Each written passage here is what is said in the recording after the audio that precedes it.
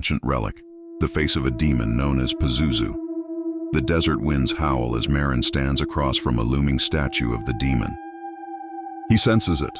An old enemy has returned, and soon their paths will cross again. Meanwhile, in a quiet Georgetown neighborhood in Washington, D.C., actress Chris McNeil lives with her young daughter, Reagan. Chris is busy filming a movie. Reagan is cheerful, playful, and innocent. But strange things begin to disturb their home. At night, Chris hears scratching sounds coming from the attic. The bed in Reagan's room shakes violently. At first, it seems like simple house noises. Maybe rats, but soon the disturbances grow darker. Reagan's behavior begins to change. She grows irritable, aggressive, and frighteningly strong. In another part of the city, Father Damien Karras, a young priest and trained psychiatrist, is struggling with his own crisis of faith. His mother is sick and dying in a lonely apartment. He feels guilt. He feels powerless. And worst of all, he feels abandoned by God. While Chris fights to understand what's happening to her daughter, Father Karras wrestles with his broken faith. Two stories, destined to collide. Reagan's condition worsens. Doctors perform test after test. X-rays, spinal taps, endless examinations. The results? Nothing unusual. Physically, she's fine. But Reagan swears violently, lashes out, and her voice changes into deep, unnatural tones. Her body twists and contorts in impossible ways. Doctors are baffled. Finally, one of them makes a chilling suggestion. Perhaps it's not a medical problem.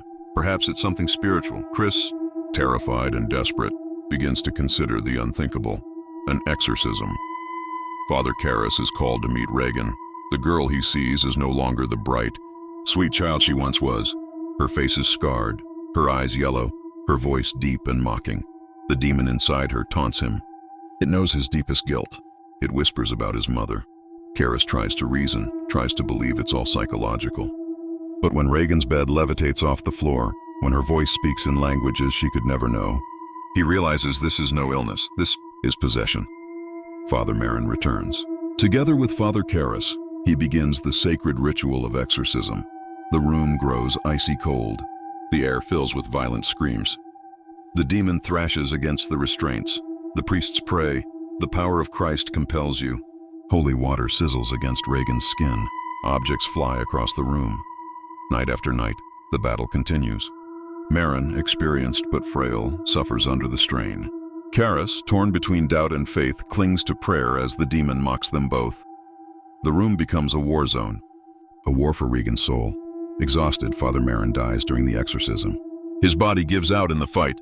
Enraged, Father Karras confronts the demon directly. In a desperate plea, he shouts at it, "Take me instead!" And the demon obeys. It enters Karras.